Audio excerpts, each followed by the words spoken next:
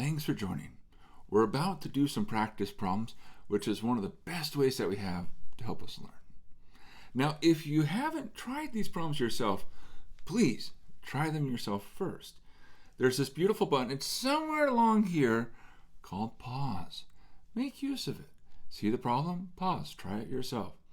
Then if you need to, you can unpause, and we can compare answers. In this way, you get engaged, you'll learn, you'll succeed. And that's what we want, your success. Let's get going. Number 1. Find the mass of the region bounded by the upside-down cone z equals 5 minus square root x squared plus y squared and the xy plane if the density is given by, our density of xyz is 1 over 5 minus square root of x squared plus y squared. All right, well, let's think about what's going on here. First off, let's try to understand our region. And as we're looking at this, we say, okay, we see it's an upside-down cone. That's pretty good.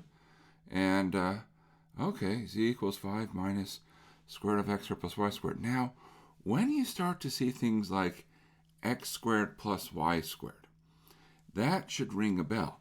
And indeed, if you ever see something like x squared plus y squared, you're like, hey, wait a second, that should be r squared. And so you say, you know what? I think we can redescribe this in a different way. So let's think about it as z equals 5 minus r. Okay, so in particular, we're going to not think of it in terms of Cartesian coordinates. We're going to go to cylindrical coordinates. And when we do cylindrical coordinates, it's helpful to draw a picture in what I like to call the RZ plane.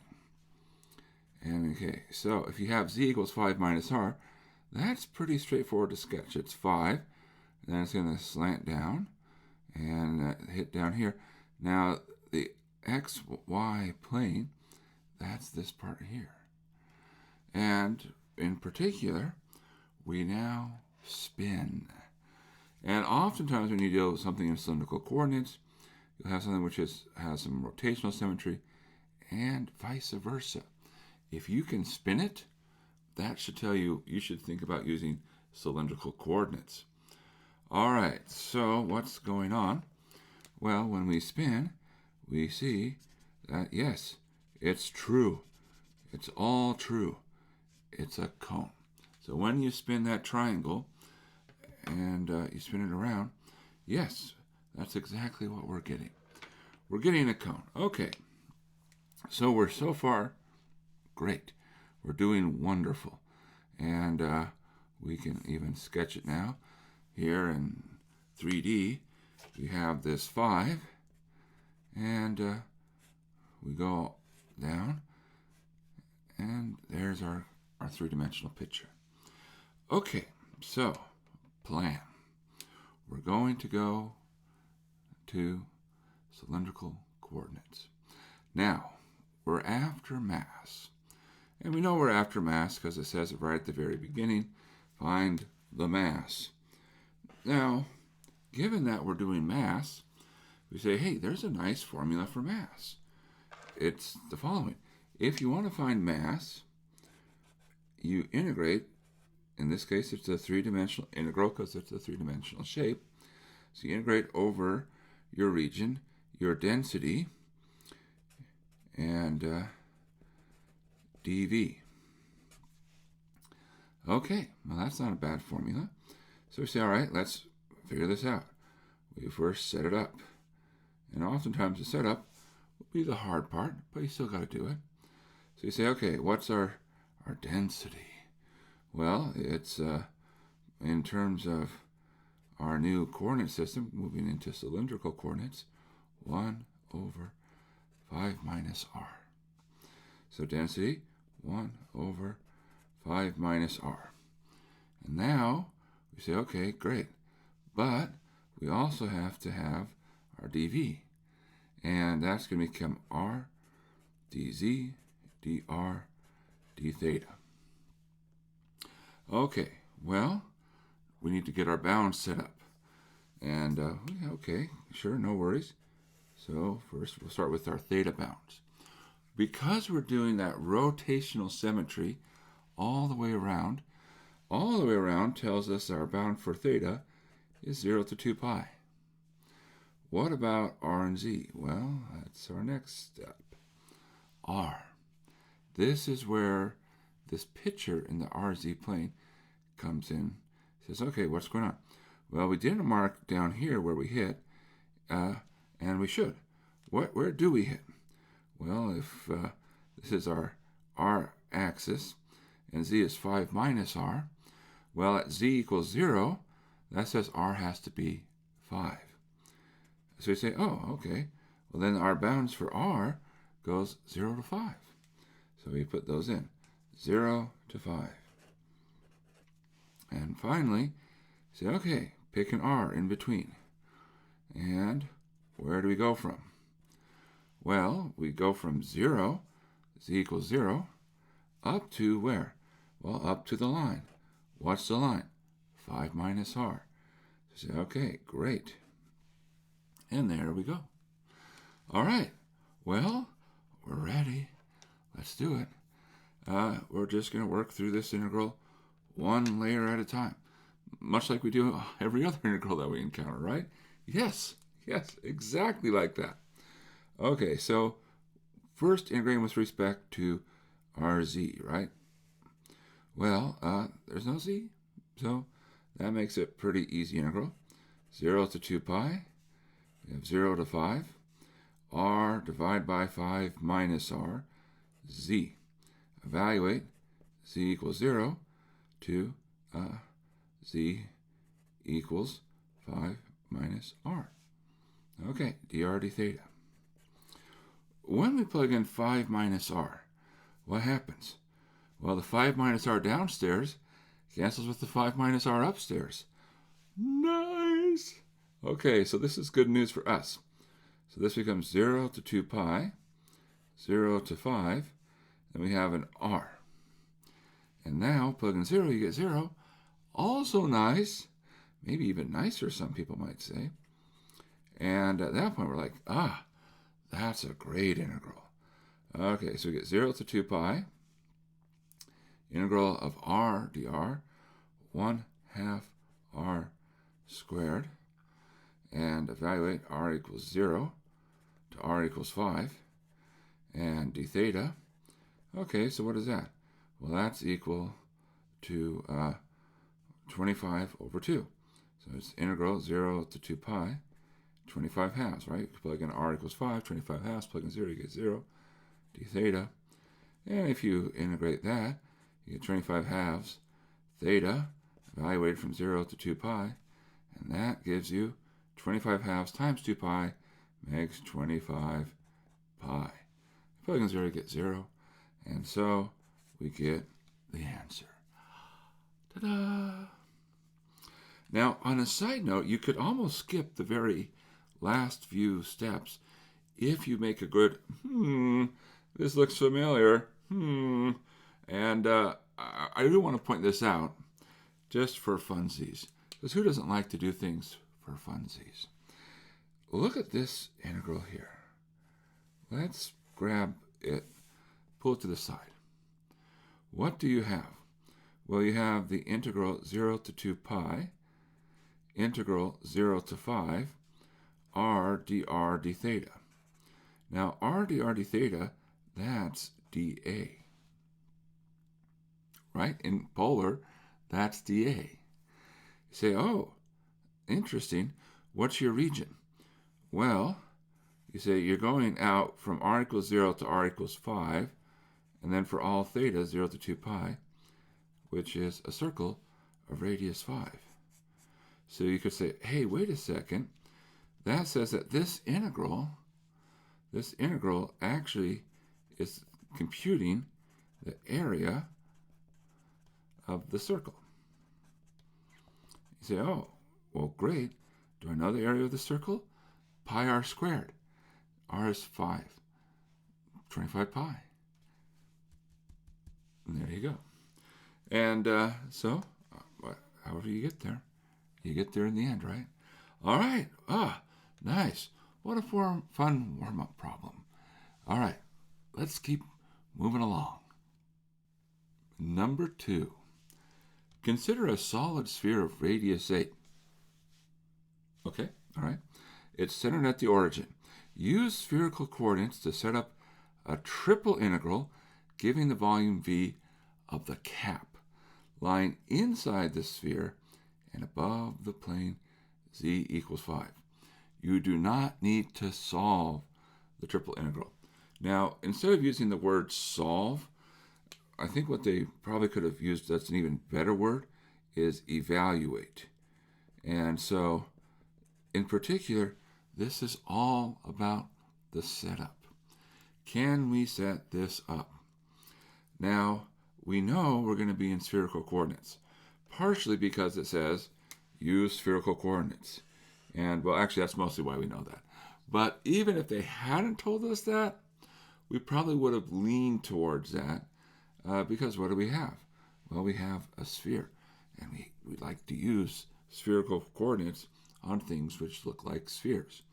And nothing looks more like a sphere than a sphere. All right, so let's think about the picture. We have a solid sphere, a radius 8. So we say, okay, what's that? Well,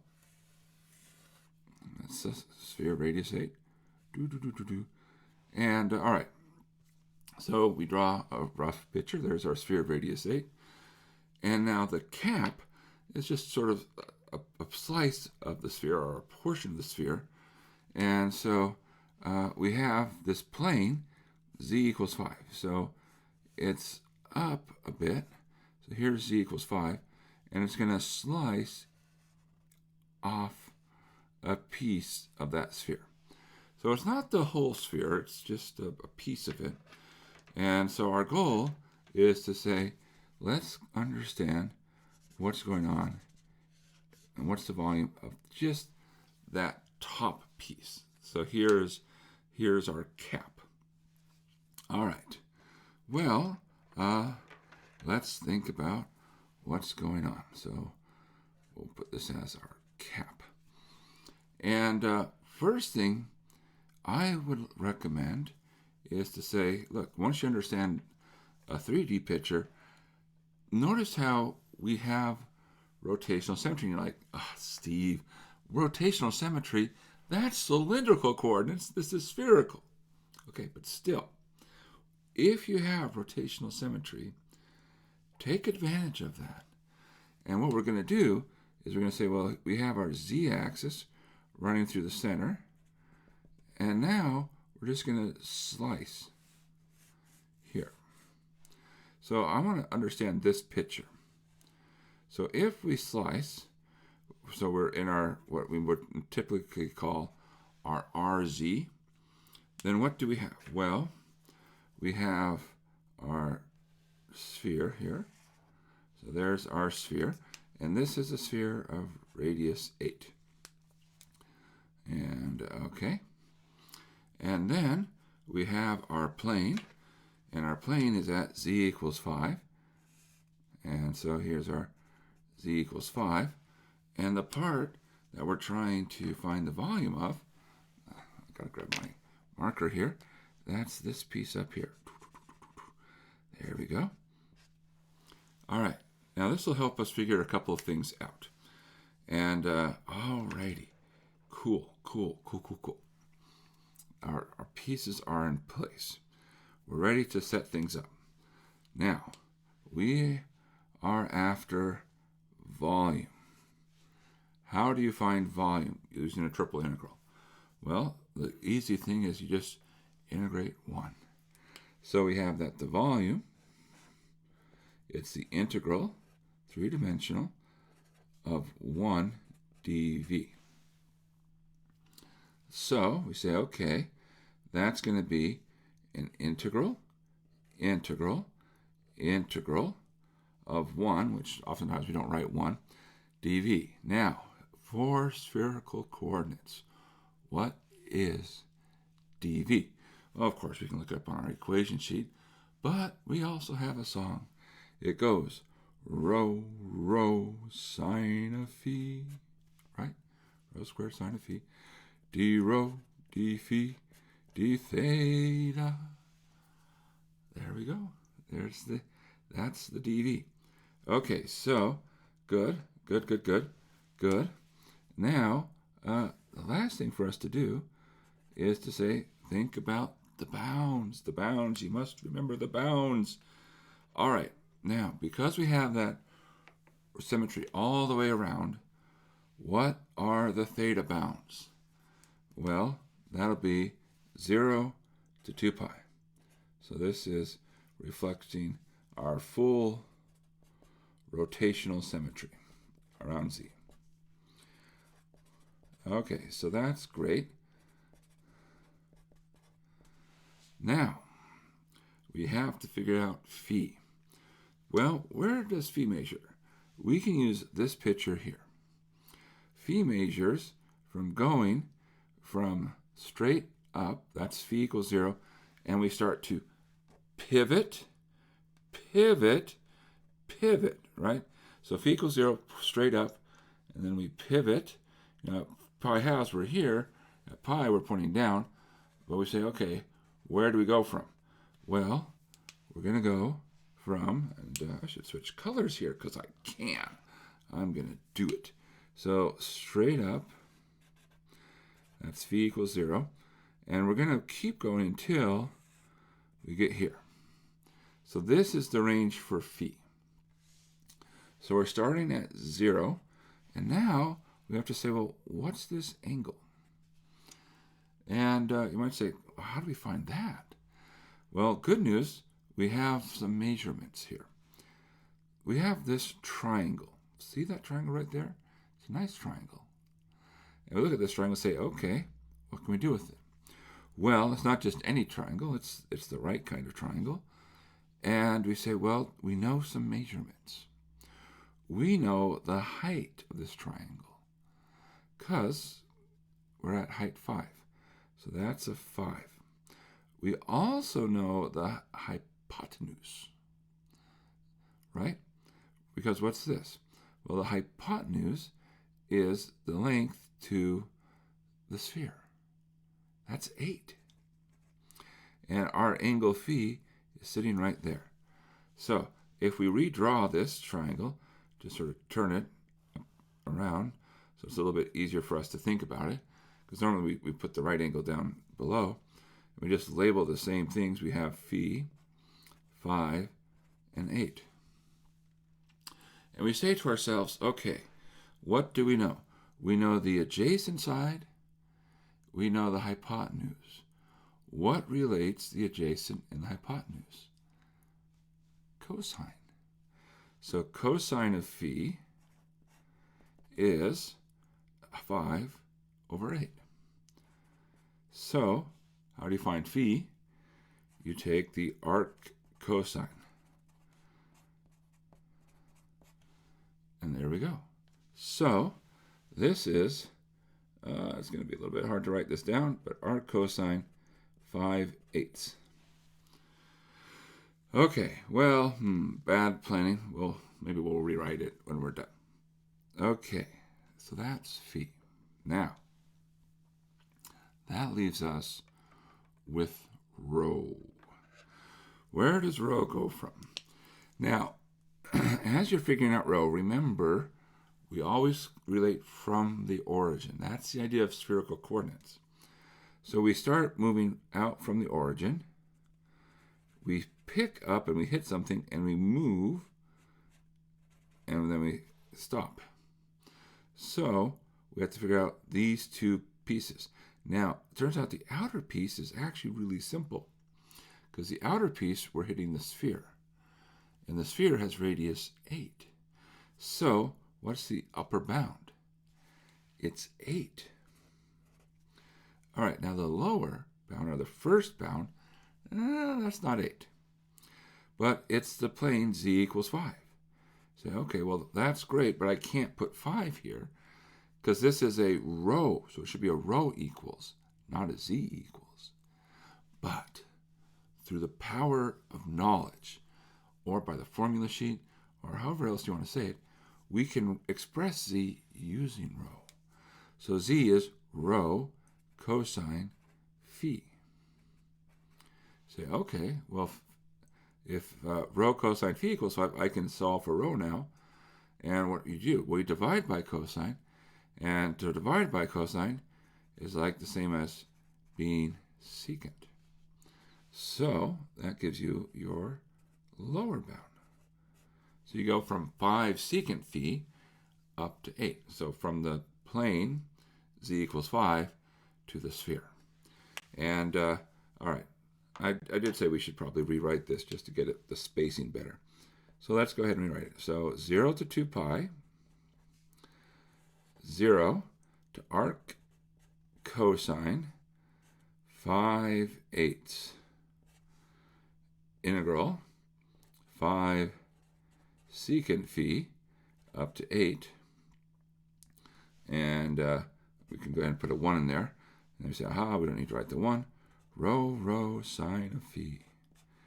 D rho, d phi, d theta.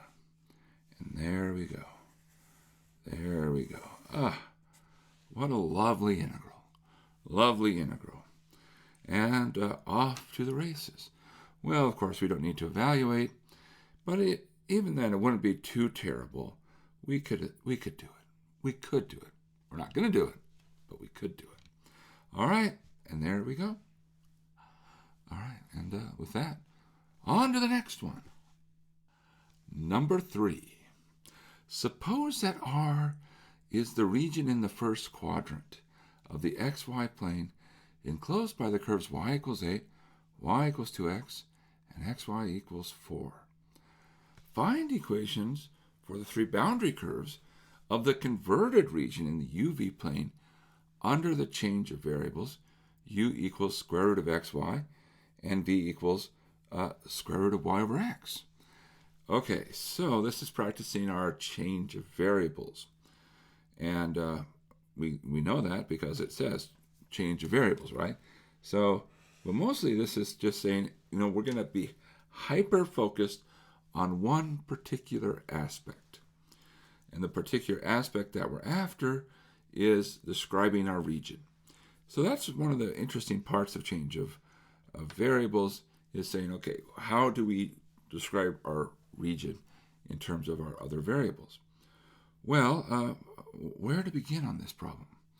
Let's begin by actually just sort of sketching our region. Now, it's not actually required. We can get away by just saying, oh, we need to rewrite these 3 formulas, and that's all we have to do. And that's actually it. That's true. That's all you have to do. But someday, it may not be that easy. So what can we do? Well, if we sketch, some of these are pretty straightforward curves. Y equals 8, that's pretty straightforward. It's just a horizontal line. Y equals 2x, okay, that's a line that goes to the origin, has slope 2, so a little bit steep. And if we want to, we could even say, where do they intersect? Well, they intersect at x equals 4, y equals 8. And then you have this curve x, y equals 4. You say, okay, well, what is that? Well, notice you could have rewritten this as y equals 4 over x. Yeah, you could have done that. And you say, oh, I know what that looks like. What does it look like? And what will happen is it'll come down here. Now, it intersects y equals 8 at a half, right? Because a half times 8 equals 4. And we'll pass through here at some curious number, square root of 2 and 2 root 2, and then we'll keep going down. Okay, so this is our x, y equals 4. So our region that we have is this sort of triangle-y region. Hello, triangle-y region. Nice to see you. Okay, so that's our sketch. Turns out inconsequential to the problem, but I like doing some practice. Okay, so what do we really do? Well, what we do is we start looking at these formulas and say, how can we combine these together? So let's start with y equals 8. So the question is there an easy way to combine these together? Now, if you don't see it right away, don't panic, right? You can say, if nothing else, imagine plugging y equals 8 into these two expressions and see what you get. So if we did that, we could say, well, u equals square root of x times 8, and v equals square root of 8 over x, right? Because y equals 8. Or you say, hey, this is square root of 8 times square root of x, and here, this is square root of 8 over square root of x. And now you say, well, okay, well, that's interesting. They both have like square root of x's, but one is upstairs, one is downstairs. And you say, oh, can we use that? And yeah, there's a couple ways to do that. You could say, wait a second. Hey, I see something. What do we want to do? We want to get rid of all x's and y's.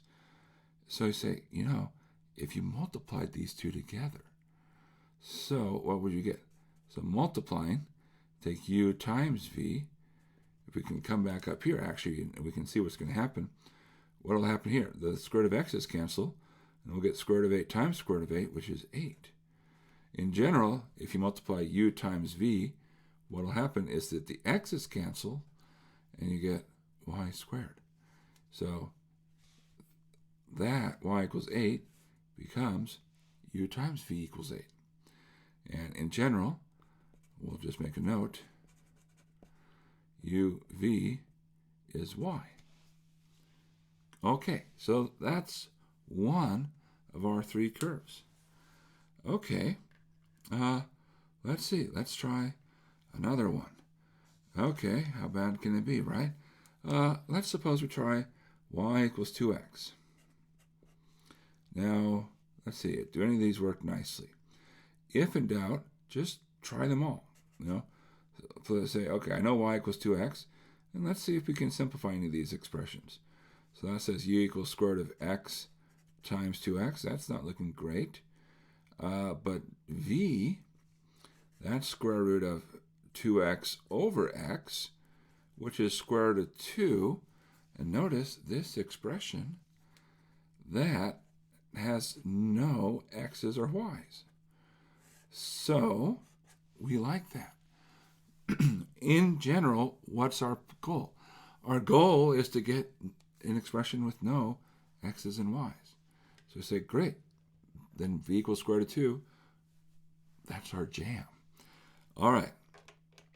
Well, one more to go. And that's x times y equals 4. And let's see, what do we get?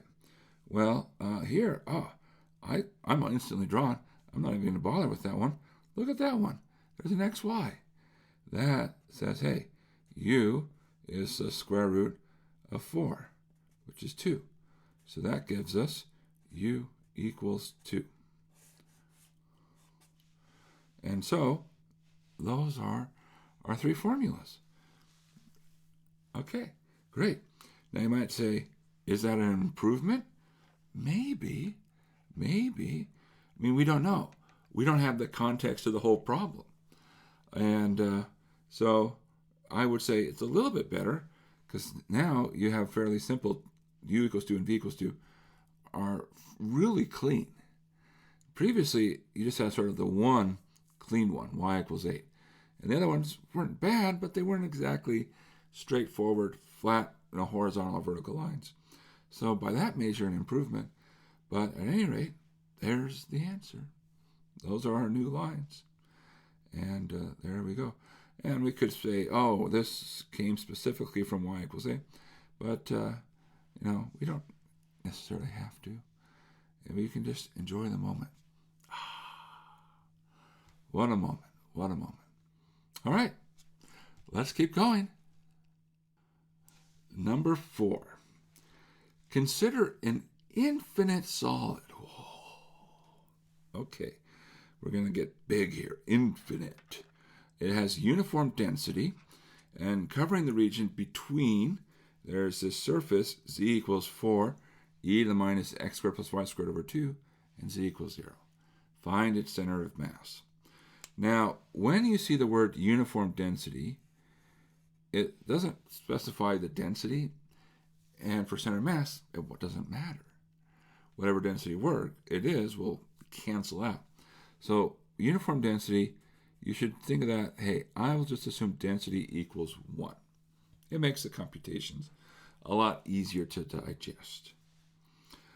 Now, what's going on? Well, this is a very famous surface in some sense. And if we were to think about what's going on, say, well, this function, if we were to look at it in a slice, would be doing this. It comes up, and then it comes back down. And so this is at 0. And so what happens is when you spin this, you get this nice sort of like, I want to say hump in the middle, but the real word is you get a bell. So if you ever heard of the bell curve, this is like the bell curve, but spun around. So you have this bell coming out. And now you might say, well, why do we want to look at a slice? Well, actually, what do we see here? X squared plus y squared. And whenever we see an x squared plus y squared, we're instantly drawn to say, I have a thought. If I see x squared plus y squared, I'm going to think of that as r squared. And so we're going to convert it into, well, it would be polar for 2D, but in 3D, that means we're going to go cylindrical. All right, so that's our approach. Okay, so we can say, hey, what we're really doing, we should actually just look at half of this. And so we have R and Z. We have this curve that starts here at 4, and then it's going to slope down. And what is that curve? It's Z equals 4 e to the minus r squared over 2. All right. And then you have the second curve, which is z equals 0. And so our region is in between those two. And so that's this piece here. And it's infinite because, well, we didn't specify where r stops. So it keeps going. You might say, if it's infinite, how are we going to get finite things out? Well, it just happens, it's infinite, but it decays quickly, fast enough for us to be okay. Now, we're going to take advantage of something. It's uniform and it has rotational symmetry. When you combine these two ingredients, namely, uniform is actually a little bit stronger than what we need. You need rotational symmetry of its density, but uniform gives us that. And you need that symmetry of the shape, and of course being rotationally symmetric is the symmetry of the shape. We say, hey, we know by symmetry, we must have that our center of mass must be on the z-axis. Now, that's helpful information because it really limits what the center of mass looks like. In particular, it looks like 0, 0, z bar. So we know 2 of our 3 coordinates. We're 2/3 done? Well, not. Yes and no. Yes, we have 2 of our 3 coordinates. The next 1/3, though, is going to feel like a lot more work. And, okay, so how do we find z bar? We should take a moment. Oh, right, there's moments. Yes, that's right. So to find z bar, we're going to take a moment with respect to the xy plane, divide by mass. So we have 2 things ahead of us, finding the mass, finding the moment. So let's start with, doesn't matter, but I'll start with mass. Okay, so if we're after mass, what can we do? So mass, which is m, all right, it's an integral, and we should just say our generic formula, we'll just write to the side. It's our density dV, not to be confused with our destiny dV. No, that's a different kind of class. It's our density. Okay, so our density is uniform, so it's 1. So that's good news for us. And then we have our dz r, dz dr d theta. Don't forget that r, otherwise you'll get in trouble. So we have a triple integral. And okay, now where does theta go from? Rotational symmetry about z, right, tells us 0 to pi. R goes 0, and it just keeps going. So 0 to infinity, but not beyond. And z goes from, well, between the two curves. All right, fixed in R, where do you go from? 0 to 4 e to the minus r squared over 2. Okay, so this becomes something. What do we have? Well, when we integrate with respect to dz, we'll get z, right? Because there's no z's in here, just that r. So this is integral 0 to 2 pi, integral 0 to infinity of r times z. Evaluate z equals 0 to z equals 4 e to the minus r squared over 2 dr d theta. When you plug in z equals 4 e to the minus r squared over 2, this becomes integral 0 to 2 pi of 4 r e to the minus r squared over 2 dr d theta. Oops, and I forgot my integral 0 to infinity. I'm sorry about that. Yes, be careful. You copy things down. It's one of the things is that the problems aren't necessarily harder. They're just longer. And that means the longer a problem, the more times you have to forget to copy stuff down. So be patient. Pace yourselves. Now we say, okay, we have to integrate this. That's no problem. We can do the following. We'll let u equal r squared over 2. And then we get du is r dr. We say, well, we have an r dr. Perfect. It's like it was planned. And so we say, okay, well, what does that now become? Well, this will become the following. We'll move to the next line. We still have our 0 to 2 pi. Now, previously, we were going 0 to infinity. That was with respect to r, but we're not doing it with respect to r. We're moving to u. So these are our r bounds. R goes 0. R goes to infinity. But we're not doing that anymore because we're doing our u bounds. And our u does what? It goes from 0 to infinity. All right. You know, wait, what? Well, be careful, right? You plug in 0, you get 0.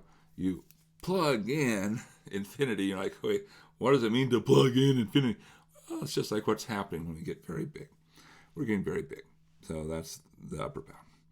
Okay, and then what do we have? Well, the r dr becomes our du.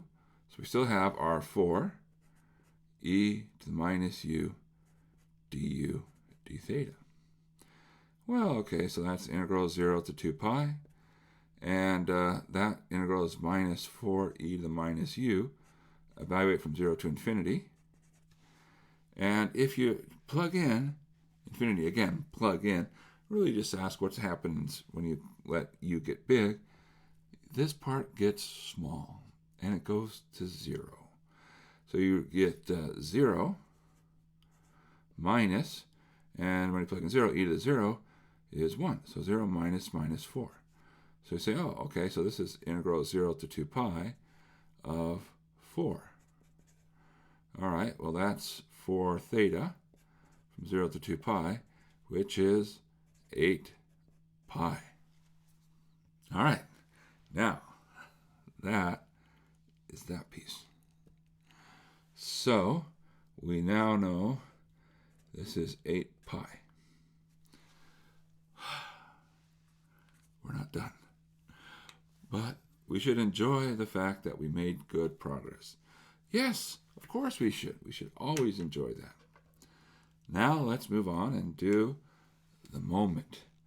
Okay, so we're after moment. And of course, every moment actually has two pieces, right? It's I like to call it distance. Location is actually a better term, but you have this extra piece.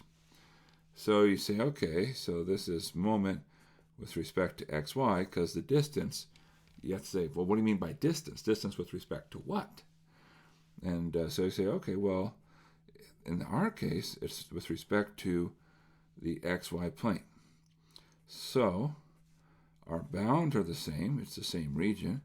That makes it a little bit faster to set up. So just copying it down here. And you say distance is z, density is 1. So you have a z, r, dz, dr, d theta. Well, now when we integrate with respect to z, we actually have something. So we're going to get 0 to 2 pi, 0 to infinity, and then we're going to get 1/2 and z squared r, evaluate, z equals 0 to z equals 4 e to the minus r squared over 2 dr d theta. All right, now when we evaluate this, what are we going to get? Well, plug in 0, you get 0, and then we're going to get the other interesting parts. So this is 0 to 2 pi, 0 to infinity, 4 squared, and 7 years ago. Oh, wait, no, that's not that. 4 squared is 16, times 1/2 is 8. So we have an 8, we have an r. If you square e to the minus r squared over 2, what do you get? Well, when you square it, you multiply the exponent by 2, right? So e to the minus r squared over 2 squared, it's something to a power. You multiply the powers together, and so if the 2's cancel, so it's e to the minus r squared. So that becomes e to the minus r squared. And we still have a dr d theta. Okay, well, great. What can we do here? Well, the same thing we did just a moment ago, which is to say, do a substitution. Now we'll do our substitution. U equals r squared. And our du, well, that's going to be 2r dr. Well, don't worry, we have a 2 available for us. So what does this become?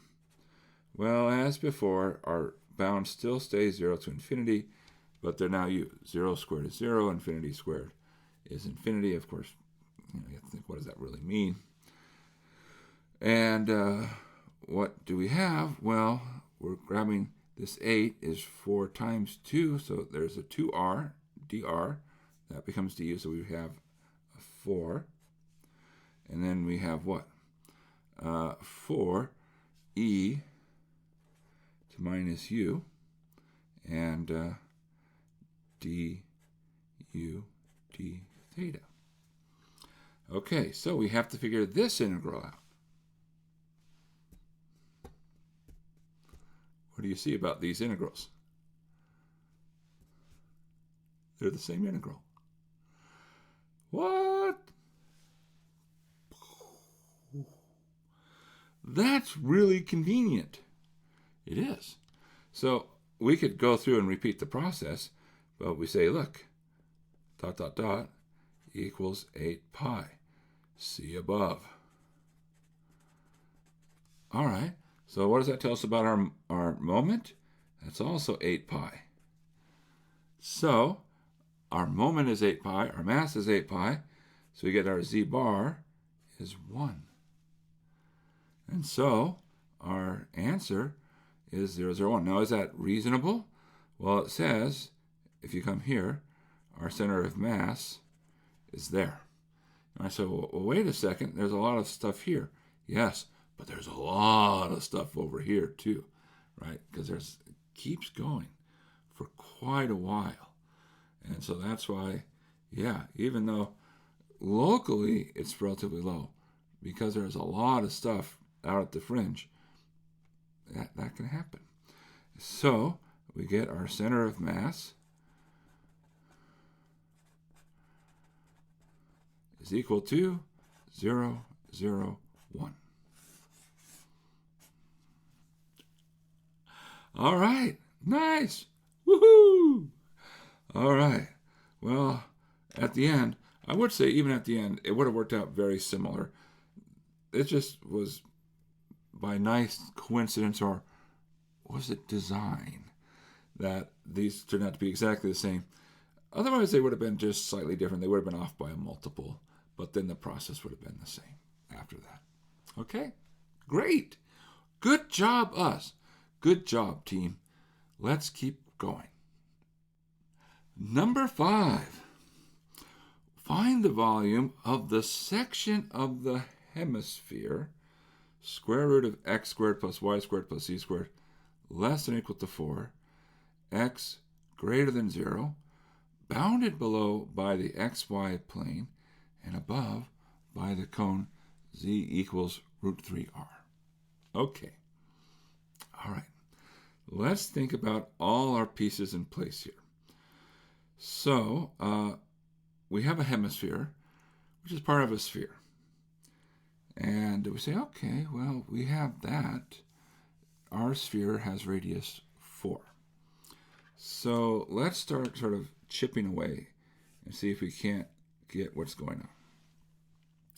So initially, we said, well, if we have just the sphere, just that piece, then it's the whole sphere, and it's a sphere of radius 4. Okay. Now, we add that part to get a hemisphere. Hema being half a sphere. Well, what is that going to look like?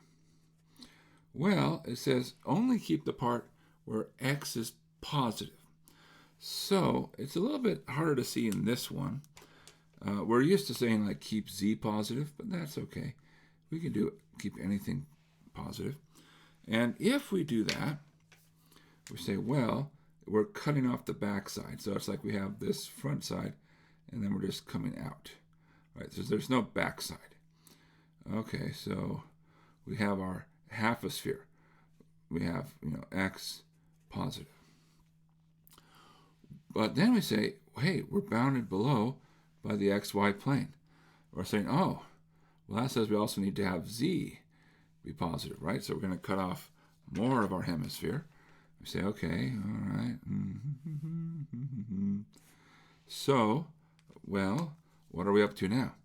Well, now we have just sort of not even a whole hemisphere. We have just a quarter of a sphere, a quarter sphere. Okay, all right. And then we say, hey, there's this cone, z equals square root of 3r. Okay, well, what's that going to do? Well, notice it's sort of suggesting something. This looks like cylindrical. That would say come up, right? Z equals square root of 3r, and then you spin it. And so we're sort of eating away part of the sphere. We're drilling part of the sphere out. All right, now our picture is getting more and more convoluted, but I think we can actually understand it better if we look in a slice. So this is a typical thing. If we ever have something going on that we think either cylindrical or spherical, we can write the RZ. So Z equals square root of 3R. That looks like this. Z equals square root of 3R. And then our square root of x squared plus y squared plus z squared less than or equal to 4. What is that? Well, another way to write that, we can say, okay, that's a circle of radius 4, and I should switch colors here. So we have a 4, and we're coming up.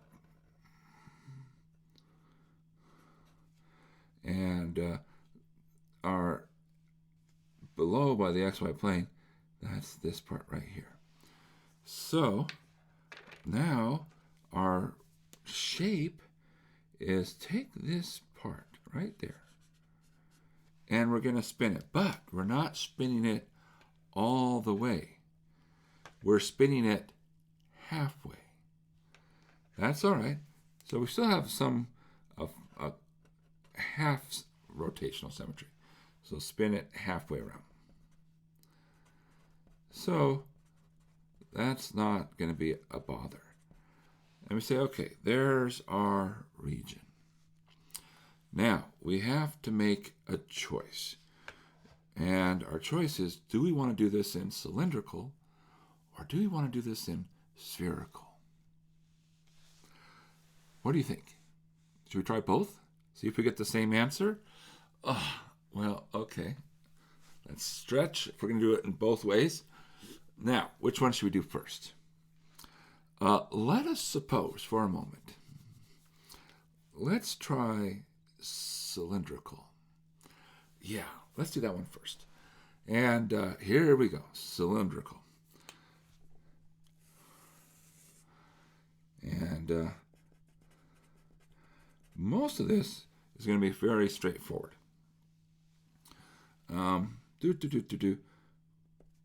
Let's talk about our, before we get too far, if we're here, this is our x, y.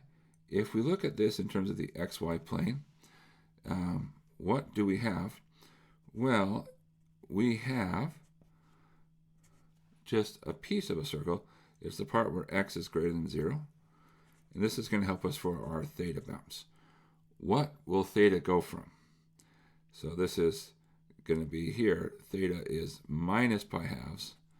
And here, this is theta is positive pi halves. So that's for reference. If it's x greater than 0, it goes from negative pi halves to pi halves. If it was, say, y greater than 0, it would be 0 to pi. And you might say, should we worry at all that it says x greater than versus greater than or equal to? And my answer is, don't worry. The equal part is so minuscule, it contributes no volume. And so you're just shaving off an infinitely thin slice on the boundary, which won't affect the answer. Okay, so for volume, because we're after volume, we just integrate 1. So it really comes down to saying, can you find the bounds, the bounds? Can you find the bounds? Zounds, zounds, find the bounds. R dz dr d theta. Or is it? Now I'm going to pause and say, like, oh, Steve's trying to be sinister. Very sinister of you, Steve. Well, thank you. I try. Now, theta is pretty straightforward. It's negative pi halves to pi halves.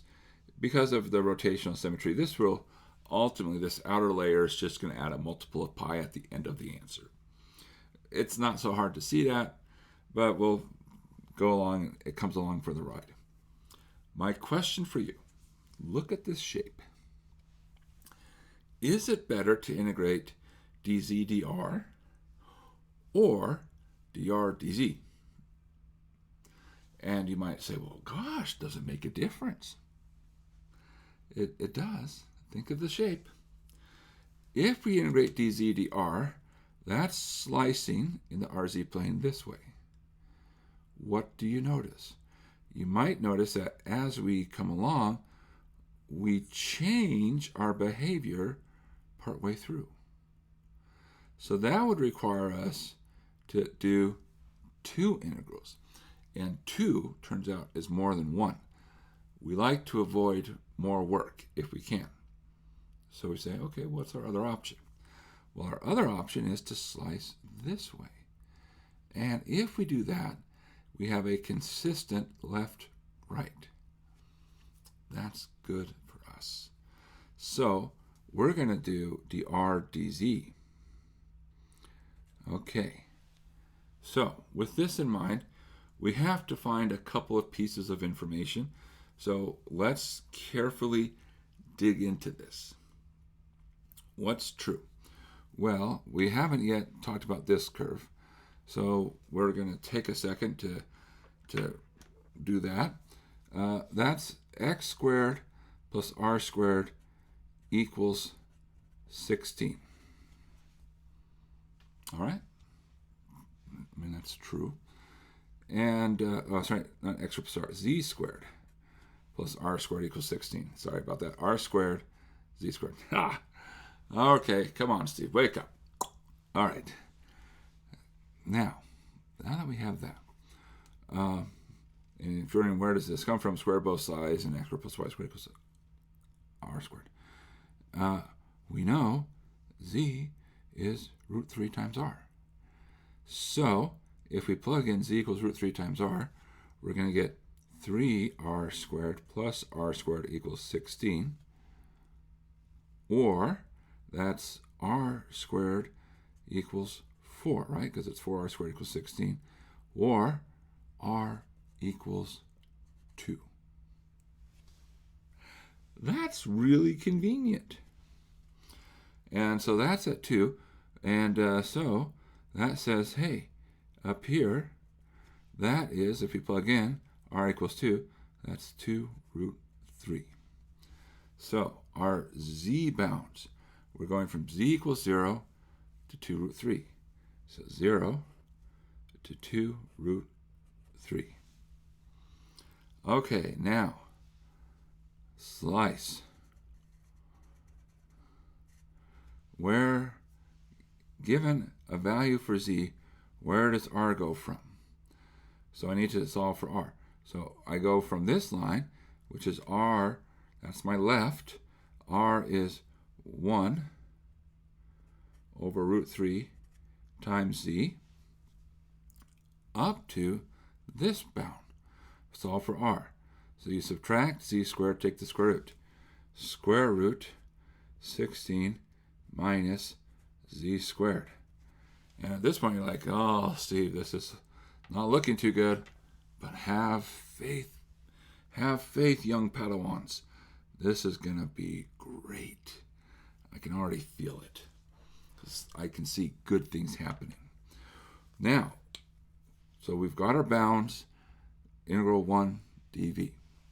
So this becomes, working through it, negative pi halves to pi halves, 0 to 2 root 3.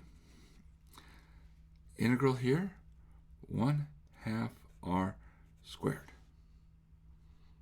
True story, true story. Evaluate from r equals 1 over square root of 3 times z to the square root 16 minus z squared. And then we have a dz d theta. Okay, so this is negative pi halves to positive pi halves. Integral 0 to 2 square root of 3. And then we have a 1/2 r squared. So we get 16 minus z squared. Aha! The square root goes away. Yay, yes! Okay, subtract. Now we have to square this. Well, that's going to be 1/3 z squared. That square root goes away. Nice. Nice. Okay. So that becomes equal negative pi halves to positive pi halves.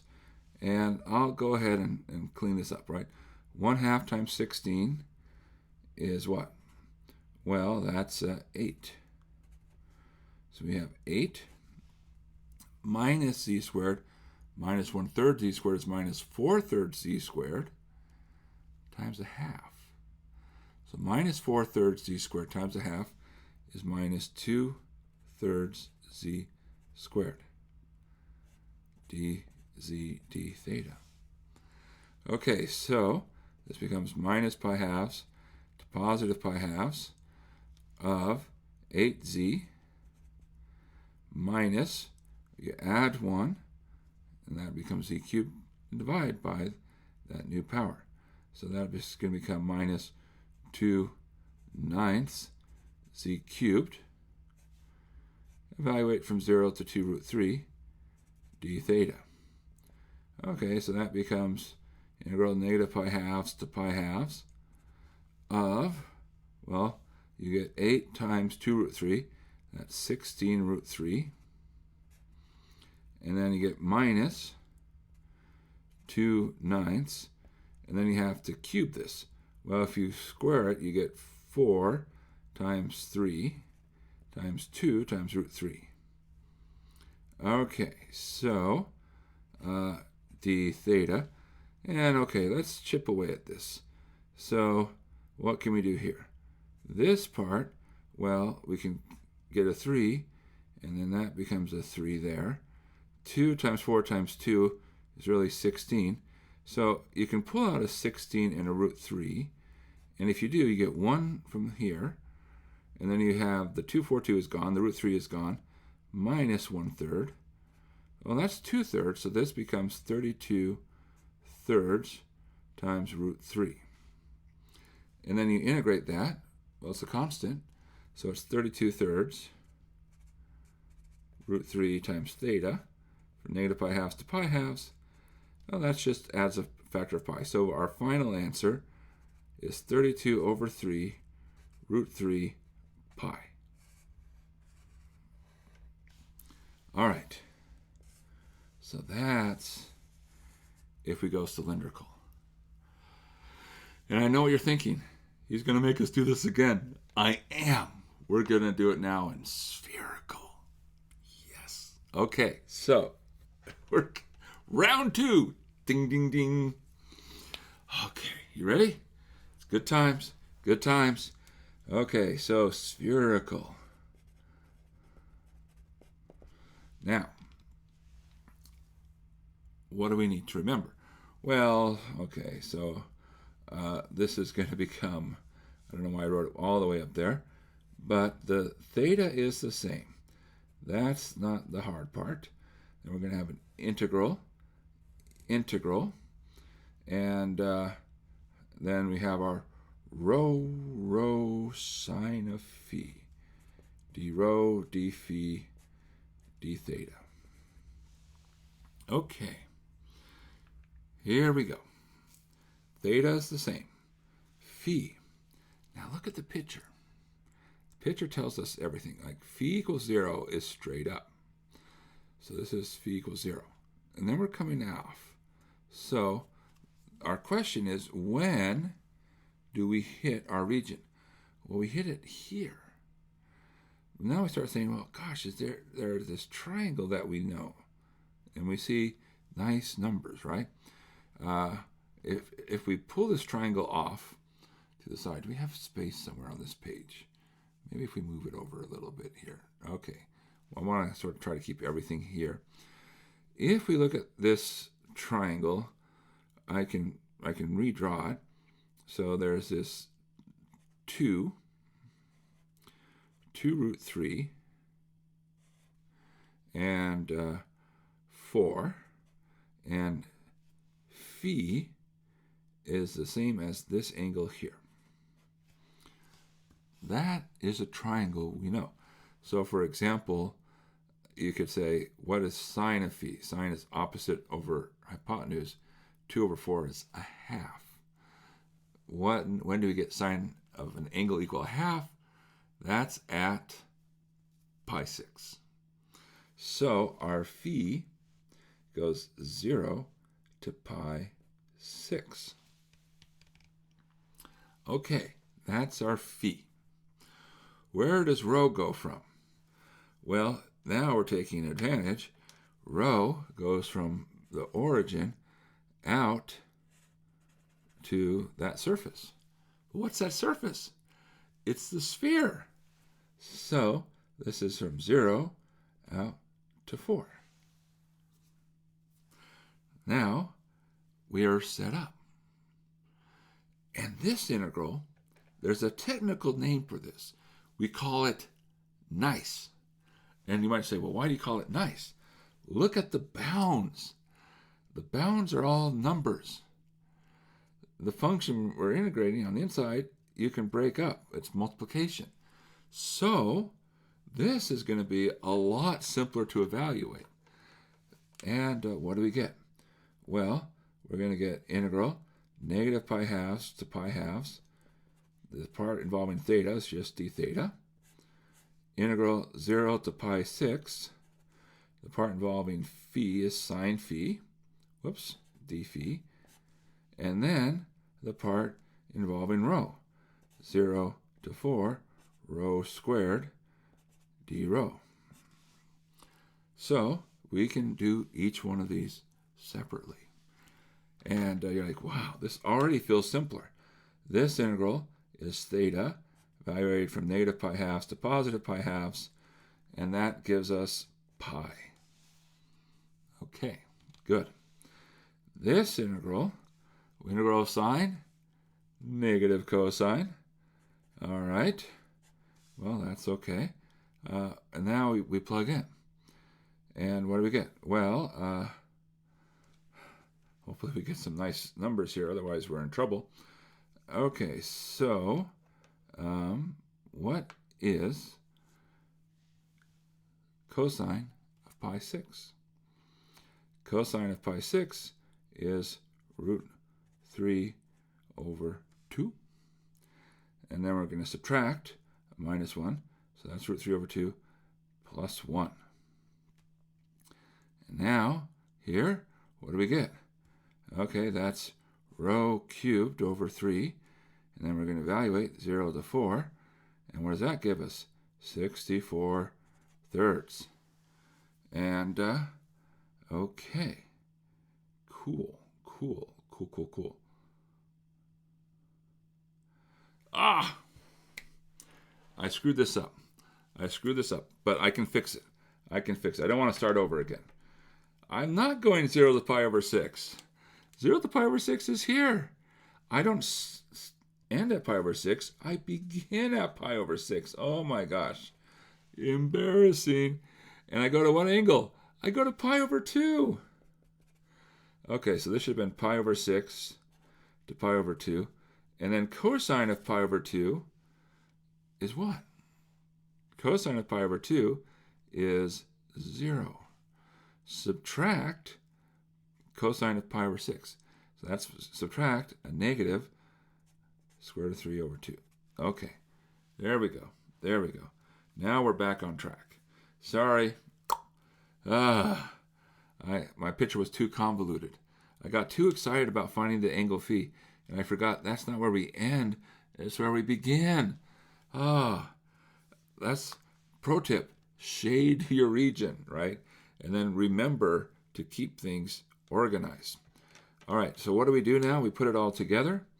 We get pi square root of 3 over 2 and 64 over 3. Well, we can take the 2 into the 64. And that gives us 32. And then we get 32 over 3 square root of 3 pi. And you'll notice that, of course, once we fix the silly mistakes, it's the same thing. Because it is the same thing. It should be the same thing. And it's just a different way of getting there. And this is a case where spherical, the integral is definitely a lot simpler, right? And so this shows you, hey, if you put it up in the right setting, you can make your life better. And we like our life to be better. That's our goal. All right, good. Whew. Okay, sorry about that silly mistake there. Hopefully it didn't catch you up. But I knew something was weird because, like, hey, these answers don't match. It's a sanity check, right? You should always sort of have a sanity check. All right, well, that was a good workout. Let's keep going. On to the next one. Number 6. Let D be the solid bounded above by z equals 2 and below by z equals 2 times x squared plus y squared. And it has a density function 7 over pi square root of x squared plus y squared. Find the moment of inertia of d about the z-axis. Now, what's our solid look like? Well, this looks like 2r squared. Like we see these x squared plus y squares, x squared plus y squared. And by this point in time, we know the trick. If we see x squared plus y squared, we think r squared. So we say, okay, all right, great. So if we think about what's going on here, you'll notice there's nothing at all involving theta. And it means we've got beautiful rotational symmetry. Beautiful. So we can draw our RZ plane. And if we sketch what's going on, well, we've got our z equals 2. So that looks like this. And then we have z equals 2r squared. So that's a parabola in the RZ plane. So this is our z equals 2r squared. They intersect, by the way, at r equals 1. And we say, okay, great. So we have, that's our region. Spin it around. And it's like you have a filled-in bowl. Okay, so good. Now, we do have a density function, very curiously chosen. We'll figure out why they chose that as we go on, I suspect. But for now, we say, okay, moment of inertia about the z-axis. So this is I sub z, standing for z-axis. It's not the axis, z-axis. So it's an integral over our shape d. And remember how inertia works. It's distance squared density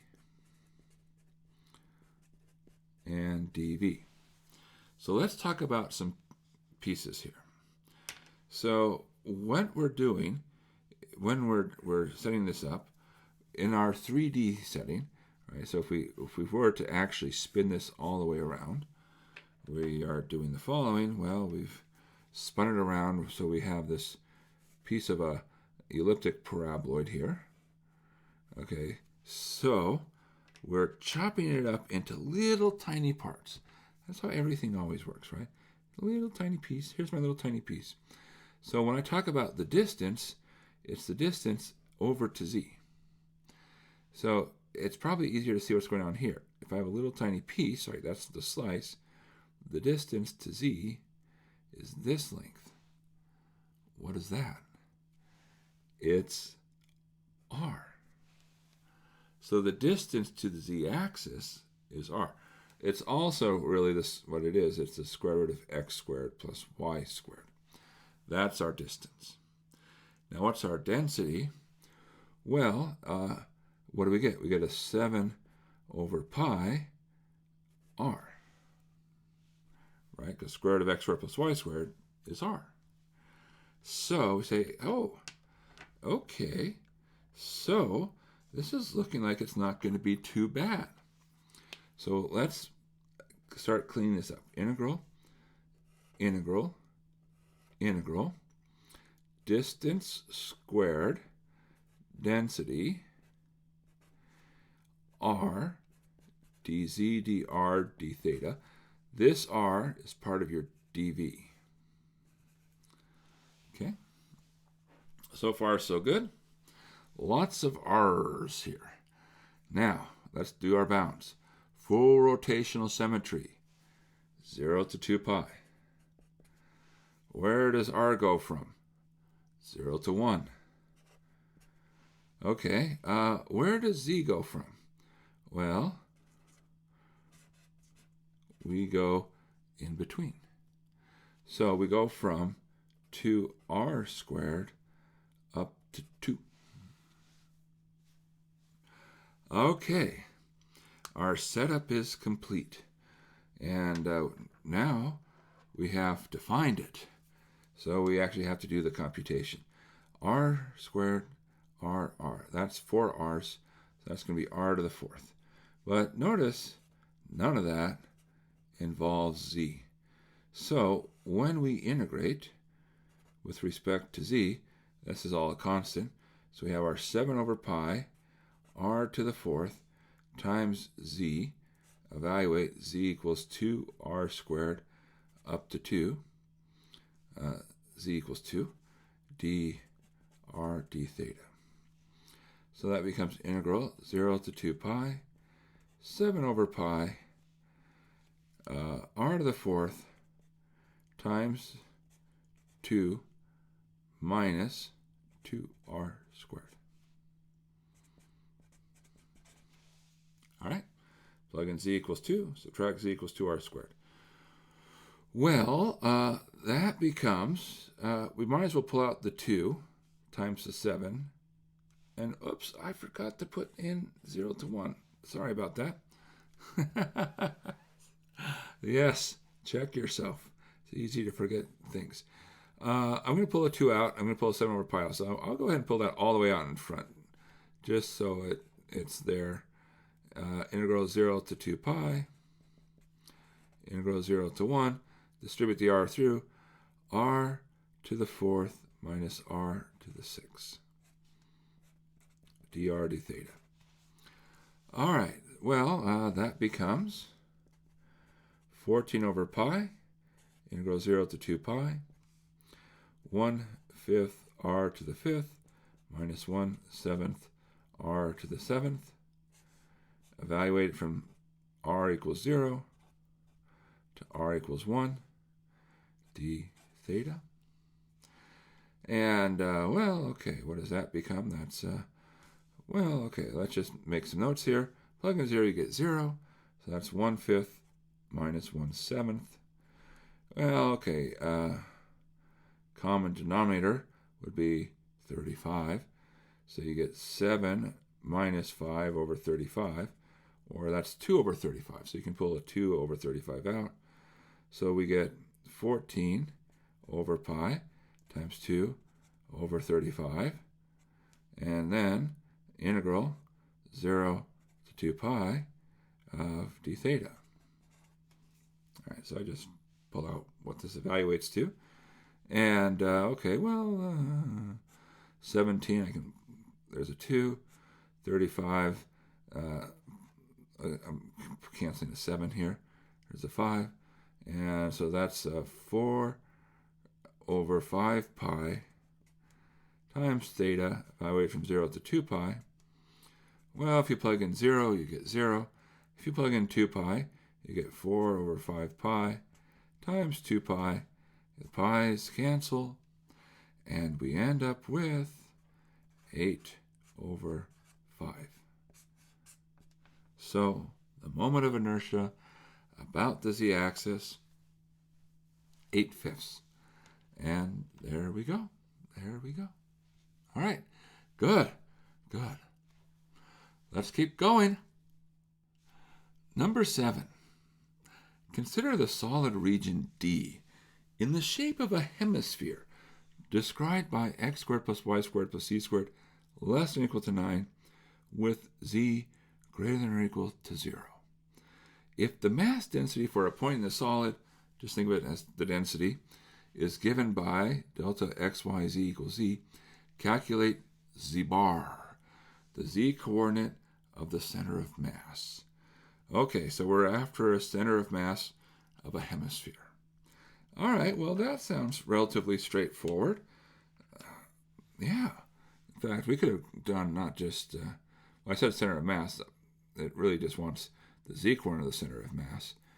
But I'll say that the x and y coordinates are freebies, right? Because of symmetry, it's going to be that the x and y coordinates are going to be 0. So it's the top half of a sphere, and it's a sphere of radius 3. Well, so radius 3. Now, what's going on? Well, the denser part is the higher up. So at the xy plane, density is 0. It's essentially no mass at all.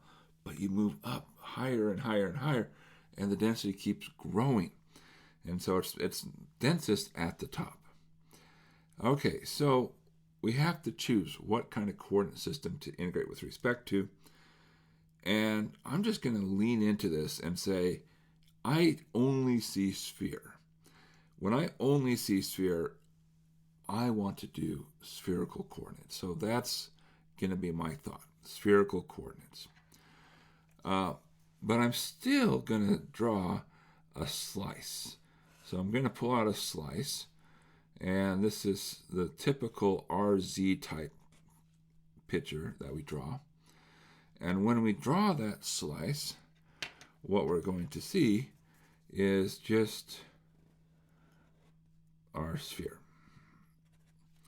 Okay, and so that's the piece.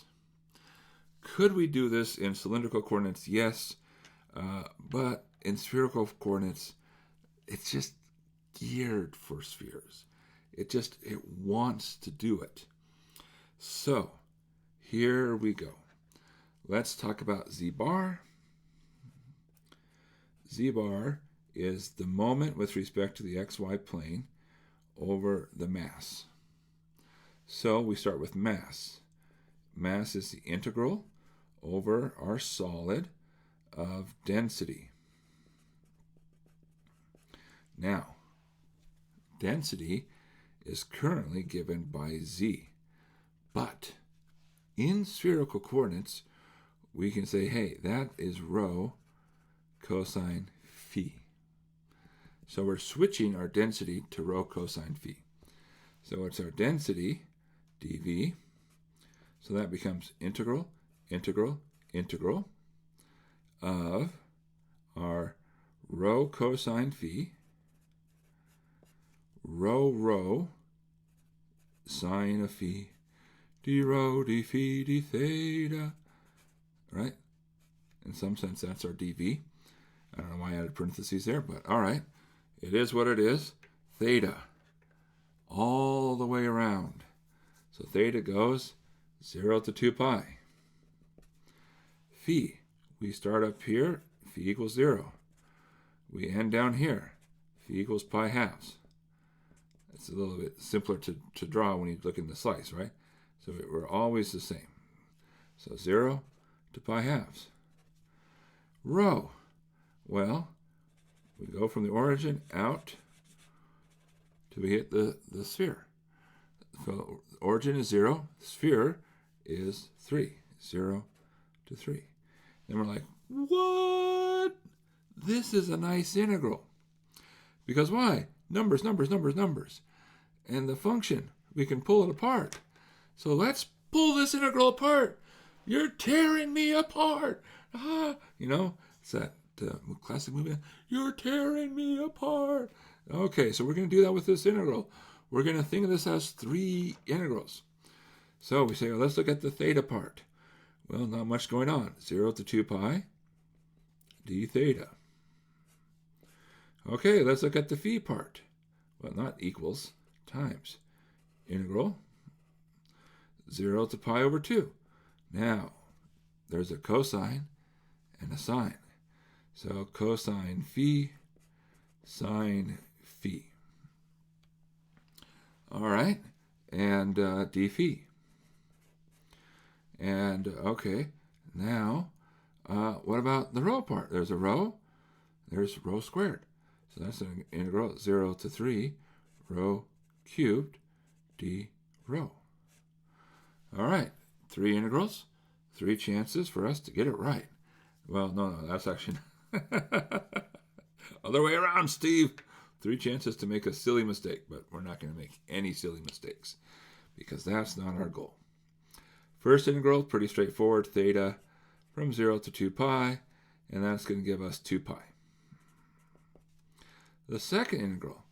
Now, there's a couple of ways to do this, but I'm going to sort of say, looking ahead, I want to do something in particular because I know I'm going to integrate z squared in a minute, right? Currently, it's just density, which is just a single z. I know I'm going to be doing z squared soon. We'll explain why in a second. So I want to get ready to integrate cosine squared phi sine phi. So I'm just going to practice it here by doing a substitution. U is cosine phi, and then du is, or minus du, if you like, is sine phi d phi. Phi. And so that becomes, if u equals cosine, that becomes minus, that because of that minus there, integral of, if u is cosine of 0 is 1, cosine pi halves is 0, and then we get u du. Well, you can use the minus to correct the order, so that's really integral 0 to 1 u du, which becomes 1/2 u squared from 0 to 1, which is a half. Okay, so that's that integral. And then this one, well, that's 1/4 rho to the 4th. Evaluate from 0 to 3. Well, that's 1/4 times 3 to the 4th. 3 times 3 times 3 times 3. That's, well, let's really leave it as 3 to the 4th for the time being. Okay, so if we multiply these together, what do we end up with? 2 pi 1/2 1/4 times 3 to the 4th. And, okay, so you can get the 2's to cancel. So we get pi 3 to the 4th over 4. Okay. All right, now that's mass. That goes downstairs. So we have pi 3 to the 4th over 4. Now we got to go and we do our moment. Just give us one moment to find the coordinate system. All right, z bar. So that's the moment with respect to the xy plane. Now what goes on here, well, we integrate, we add one more piece, distance added on to our formula.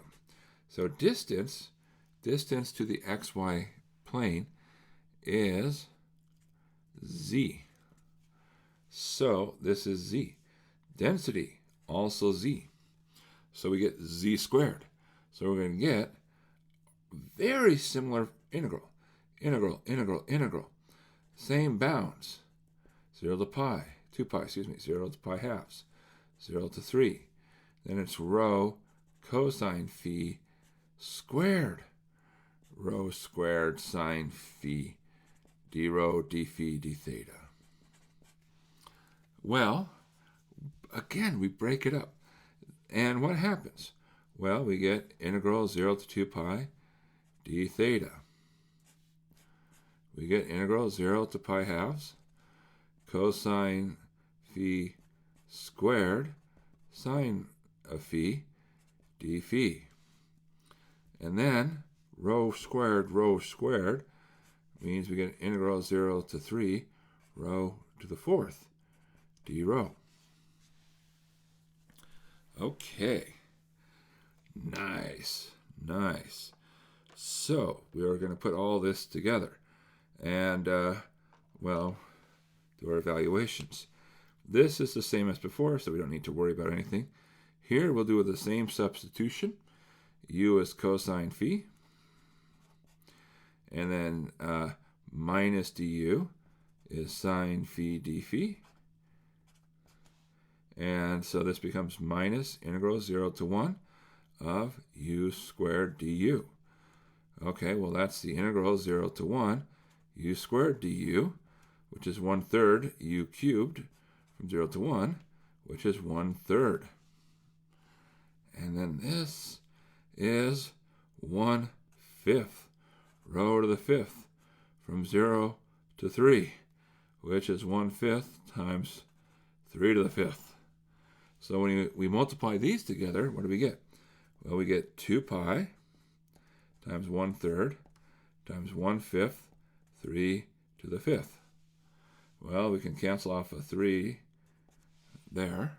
So, okay, so we get 2 pi times 3 to the 4th over 5. Okay, so copy that in. 2 pi 3 to the 4th over 5. Now, what can we do? Well, some good news. Because we deserve some good news, right?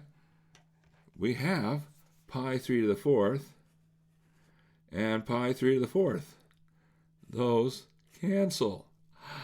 And so, what do we have left? Well, we have a 2/5 upstairs and a 1/4 downstairs, which flips over to become a 4 once, right? A 1/4, flip it over, 4 once, which becomes 8 over 5. And say, okay, all right. Well, does that make sense? What is 8/5? Well, if you turn it into a number, that's about 1.6. And it says, okay, so center of mass, our highest point is 3. So 1.6 is a little bit above a half. You might say, well, that makes sense. Right? It's roughly near the center. But also remember that the top is heavier in some sense, right? There's more mass up there. And even though the shape has less volume, it has more density. So this is actually intuitively should work. So good. It's a reasonable answer. Don't underestimate being reasonable.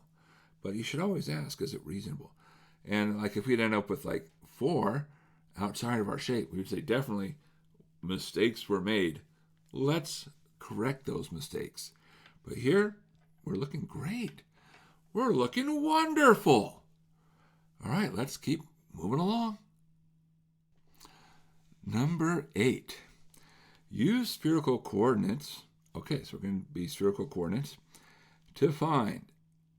Blah. Okay. All right. There's a lot going on here. We have a lot of stuff in our bounds. 15z square root of x squared plus y squared dz dx dy. Okay.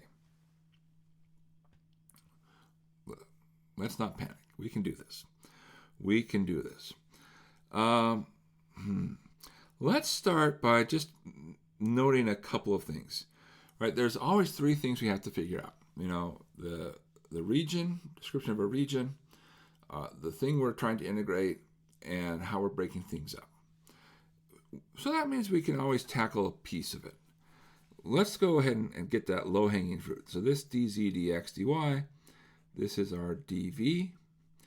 And for spherical coordinates, because we're in spherical coordinates, this will become our rho sine of phi d rho d phi d theta. Yes, and I know I don't have the best voice, but boy, it catches you, right? Once you get used to it, you can't give up on it. Okay, so that's our dv. Now, we also have these expressions here, but let's think about what's going on. Now, z, that's not so hard. There's actually a formula. Z is rho cosine phi. Square root of x squared plus y squared, well, we recognize that. That's r. You say, great. Problem is, r is not spherical coordinates. You say, but look, there's a formula for that. R is rho sine phi. Like, oh, cool, neato. Yes, you are allowed to say neato. And you're like, nice, neato. Yeah. Okay, so, good. Now we have, actually, that's our function, right? Okay, so we've done those 2 parts. Got to tackle the description of our region. So let's just make a note. This layer here, this is our y. This layer here is our x layer. This layer here is our z layer, our z. So we're told negative root 3 less than or equal to y less than or equal to positive root 3. And square root, negative square root 3 minus y squared less than or equal to x less than or equal to positive square root of 3 minus y squared. Let's do just those 2 for right now. Let's figure out what's going on. If we think of these as curves, we say, okay, x equals square root 3 minus y squared. if you squared both sides, that becomes x squared equals 3 minus y squared, or x squared plus y squared equals 3. You're like, oh, you know what that is? That's the right-hand side of a circle. So, okay, now negative square root of 3 minus y squared, that's the left-hand side of a circle. Nice. Now, how much of the circle are we taking? Well, y is going from negative root 3, which will be down here, to positive root 3, which will be up there, which means that in terms of the outer two layers of the integral, we're going over a circle. That's pretty convenient.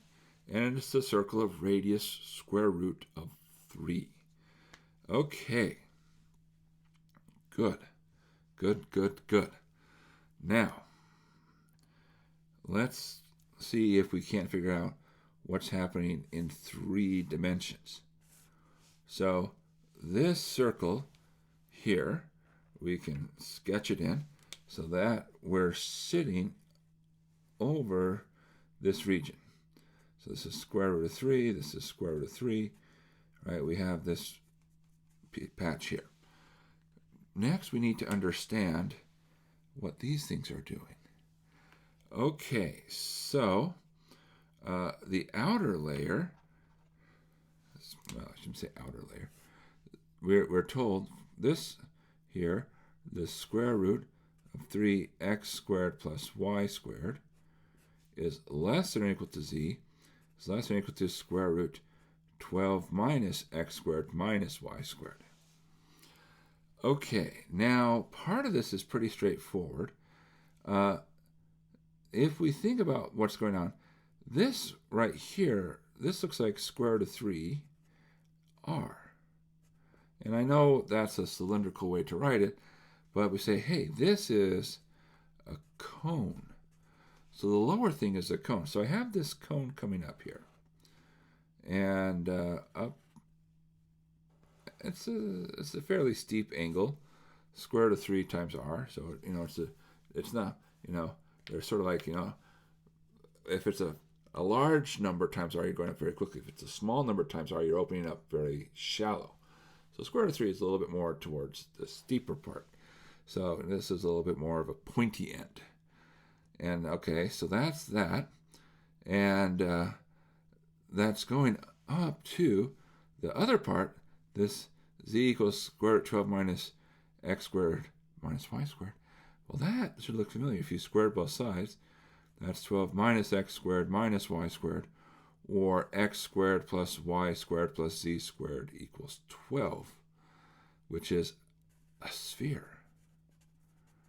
And you say, oh, okay, so we're going to a sphere. And it's a sphere. It has radius, what? Well, if you take the square root of both sides, it's 2 root 3. Now, our moment of truth. What happens right at the boundary, right? Is there a gap? We hope not. Or is it the case that these exactly intersect right where we hope they intersect? Because if they do, life is good. So let's reason about what's happening when x squared plus y squared equals 3. We're going to get on this left-hand side, 3 times 3, 9. Square root of 9 is 3. Here, we're going to get 12 minus 3. Square root of 9 is 3. So they do perfectly. Okay, so the good news is that the overlap of the sphere with the cone, they intersect at the points just above our region. Okay, so putting this all together, what do we have? Well, our shape looks something like you have a cone, but then it's sort of not a flat top, it's rounded top. So there's our region. That's our 3-dimensional shape. Looking in a slice, and anything which has rotational symmetry, I always recommend looking in a slice. We get a better idea of what's happening. So downstairs, we're told we're going up to root 3. We have here, this is coming up to positive 3. And then I probably drew this a little bit too low. Sorry about that. Okay, we're going to extend this up a little bit. And then you have 2 root 3. Somewhere up here, you have the top, which is coming down. So here is your sphere of radius 2 root 3. And all right, here is our cone.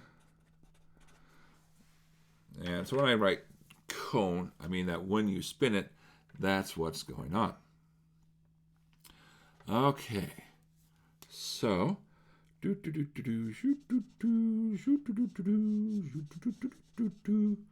so that's where we are. Now, with all of this being said, we're ready to start setting up our integral. Okay, so we're going to have integral, integral, integral. We have our 15. Don't forget that. That's probably going to play some thing about simplifying rho cosine phi, rho sine phi, rho sine of phi, d rho d phi d theta. Okay, now the bounds. Okay, some of these bounds are going to be pretty straightforward. We're not going to have to work too hard. The theta bounds, those are freebies. Full rotational symmetry, 0 to 2 pi, hardly have to think at all. The rho bounds, I'll go ahead and skip phi for a second. The rho bounds are also going to be easy. We're going to go from 0 out to the sphere. The sphere has radius 12. That's, the sphere has radius 2 root 3, right? Rho squared is 12.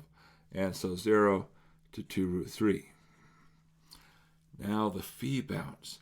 Well, we're coming up, starting here at phi equals 0, straight up, over to here.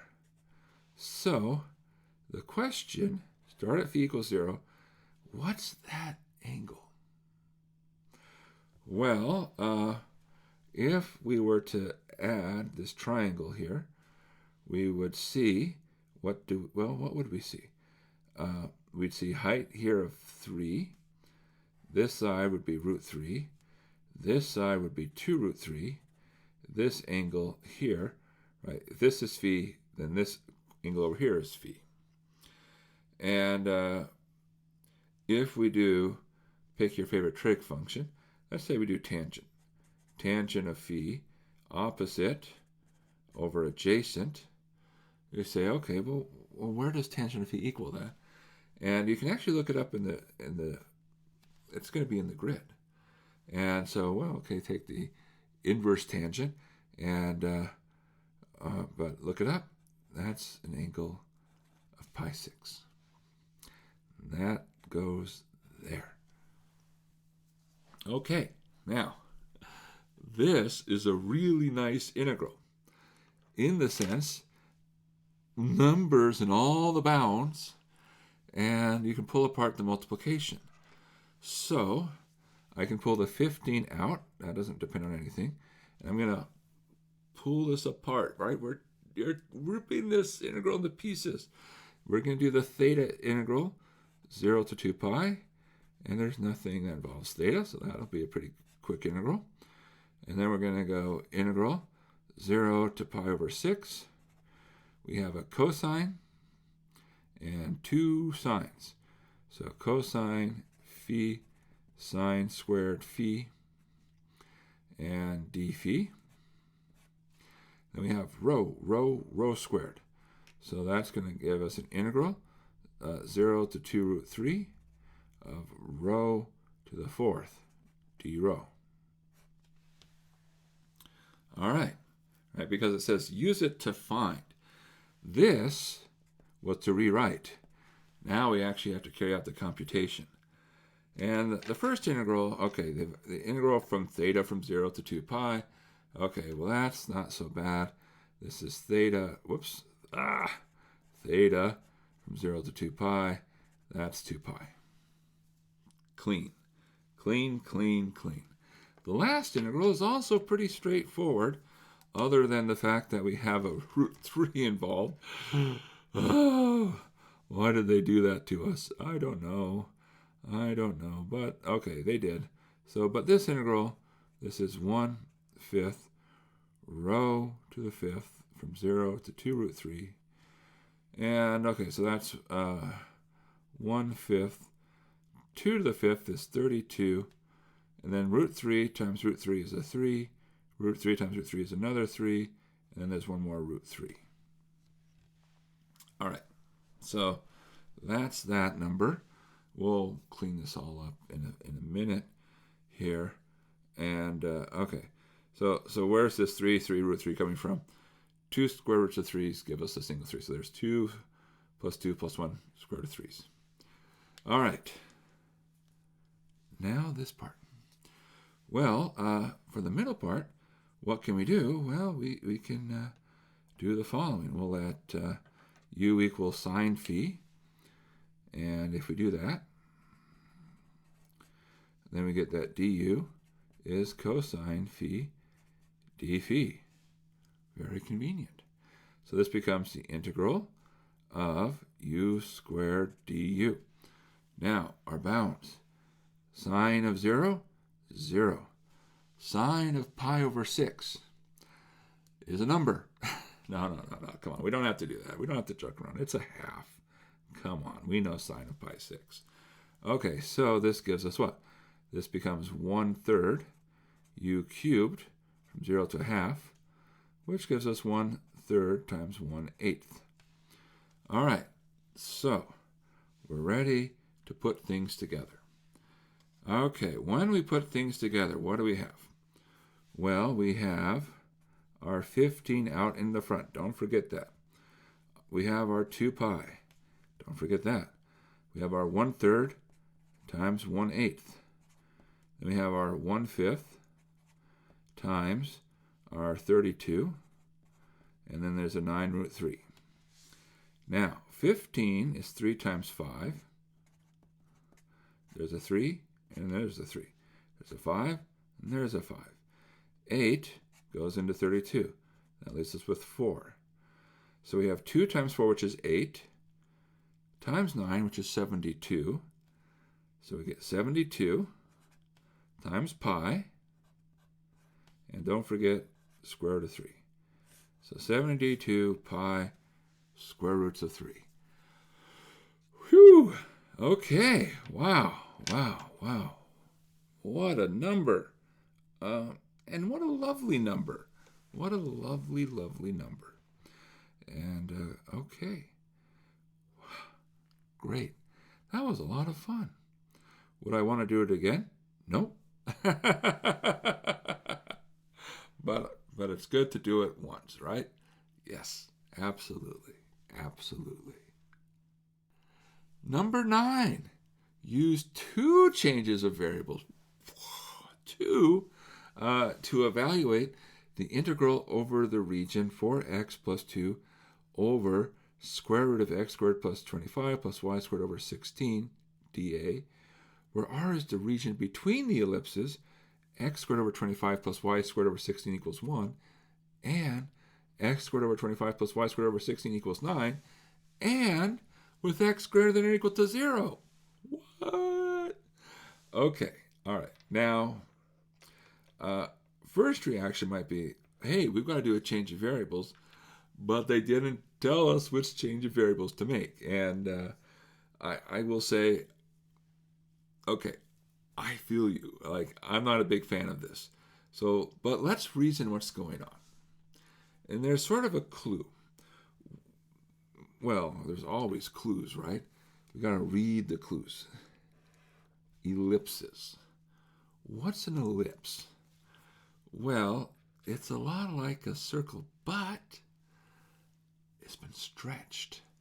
So we say, hey, an ellipse it's a stretched circle. We say, oh, okay.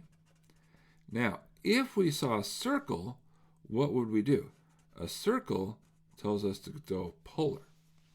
So we say, so what we need to do is sort of unstretch it. So there's kind of a plan in place. And so here's sort of the plan. We're going to do some unstretching. And I know that's very unspecific. And then we're going to switch to polar. All right, so let me explain what I mean by an ellipse is a stretched circle. So we'll do it with this one here. So the x squared over 25 plus y squared over 16 equals 1. If you were to draw this, well, what you would do, whoops, why did I put 24? 25, is you would say, okay, come out and mark 5 in the x direction, and then you'd mark 4 in the y direction. And then you would draw your shape. Okay, that's how they recommend drawing the ellipse. Where's the 5 coming from? Well, this is really like x over 5 quantity squared, and the 4 is y over 4 quantity squared. And what this comes from is it says start with the unit circle, and then we're going to stretch, or if you like, scale is another word for this, by 5 in the x direction, and we're going to do it by 4 in the y direction. So if you did that, so stretch 5 this way, stretch 4 that way, the unit circle becomes the ellipse. So, plan. We say, okay, let's do the following. We're going to start by saying, let's let u equal x over 5, and let's let v be equal to y over 4. So we're sort of unstretching, right? Instead of this, and notice what will happen. This will become u squared plus v squared. U squared plus v squared. U squared plus v squared. Nice. Okay. So, good. So let's figure out what's happening here. Okay. So, we have to do our pieces, right? What's happening to our integral? What's happening to our region? What's happening to our Jacobian? So, here, let's start with this. We have that du dv is the absolute value of, we can take u sub x, u sub y, v sub x, v sub y, times dx dy. Well, for us, u sub x is 1/5, v sub x is 0, u sub y is 0, v sub y is 1/4, and dx dy, which, okay, this determinant is 1/20, and so that's 1/20 dx dy. Well, rearrange, because you can move constants across, we get that dx dy is equal to 20 du dv. Okay, so that's good to know, because this dA here, this is acting as our dx dy, or dy dx, doesn't really matter. It's just saying that what's our current shape. So we now have the following. We're going to have our integral over our region of 4x plus 2 over the square root x squared over 25 plus y squared over 16 dA, where this is dx dy, is going to become a new region, integral over s of, and we haven't done our region yet, we'll get to that in just a second, integral of s. All right, now we have to replace what is x. Well, x is 5u. So that's, right? If u is x over 5, x is 5u.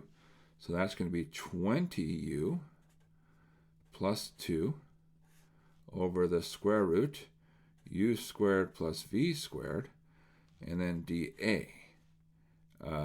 Well, I'm going to be careful here. 20 dA, where dA is du dv. All right, because we need that factor of 20. So there's an extra 20 there. Sorry, it's a little bit small. Okay, but what is S? Okay, now we're going to take our boundary curves and just rewrite them, right?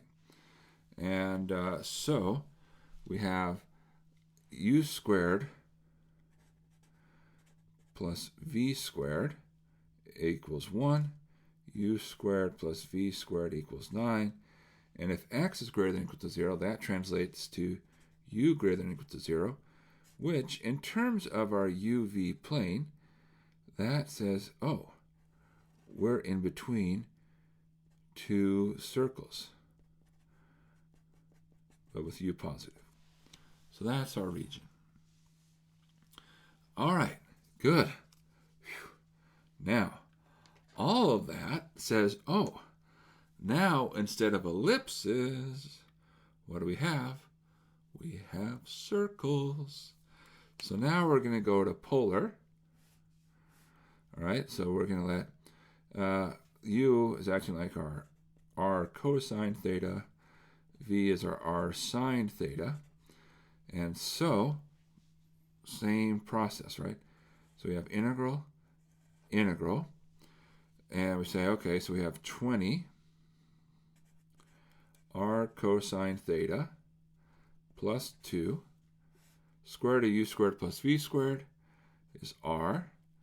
Then there's a 20 here, du dv, r dr d theta. All right, that's our standard switch to polar. Where does theta go from? Well, here we're going to go from negative pi halves to positive pi halves. Where does r go from? Well, r goes 1 up to 3. And we're like, cool, cool, cool, cool. And now we say, hey, very conveniently, that cancels. And we say, okay, so what do we have? Well, the integral of r is just r. There's no r's left. And so we can say, okay, so this is really the integral, negative pi halves to positive pi halves. And if we distribute the 20 through, why not? 400. Oh, we do have an r there. Oh, we got to be careful here. Sorry. I forgot about that r. Oh, can't forget. Okay, all right, let's be careful here. So let's go. We'll still distribute the 20 through. So we have 400 times r squared over 2 cosine theta plus 40r. Evaluate that from 1 to 3 and d theta. Now, when we evaluate, we'll get slightly different pieces here, so we'll do it separately. This r, we're going to get 3 minus 1, which is 2. Here, r squared over 2. Well, really, if we just do the r squared, it's 9 minus 1, which is 8, and then divide by 2, which is 4. So, if we clean that up, we have 400 times 4, 1600 cosine theta, plus 80. Okay. All right. Integral of cosine, sine. So this becomes 1600 sine theta plus 80 theta. And now we're going to evaluate from negative pi halves to positive pi halves. And if we plug this in, well, for the theta part, pi halves minus pi halves is going to get us a pi. Now, sine of pi halves is 1. Sine of negative pi halves is -1. So this will give us 2. So we're going to end up with 3200 plus 80 pi.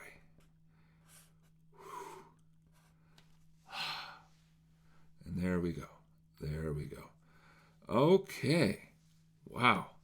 Now, you might think, that's a really big number.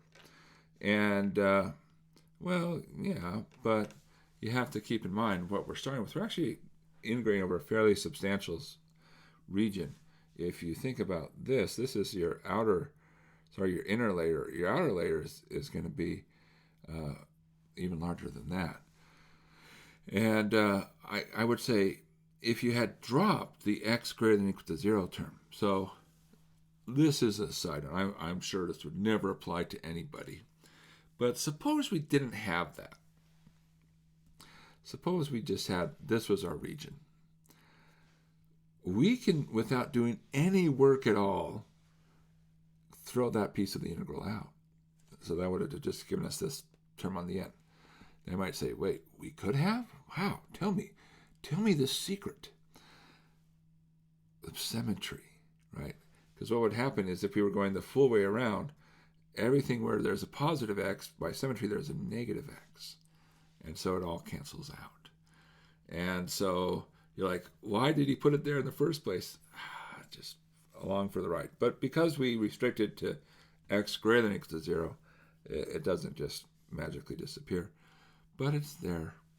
And so you have to pay attention. All right, so that's the idea. So you say, ellipses are stretched circles, sort of unstretch. And then you say, hey, now I have circles, do polar, and off you go. Life is good. Okay. Let's finish it up. One more to go.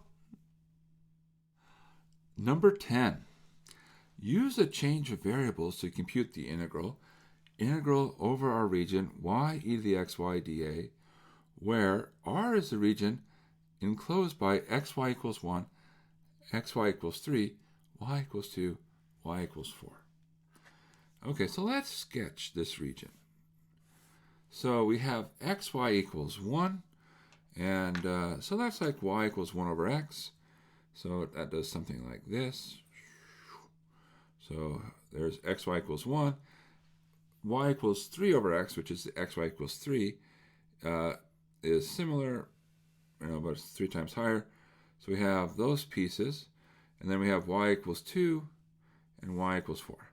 Now it doesn't have to be super precise, but we have our shape. So we have our y equals 2, x y equals 1, xy equals 3, and our, y equals 4 should be on top, and y equals 2.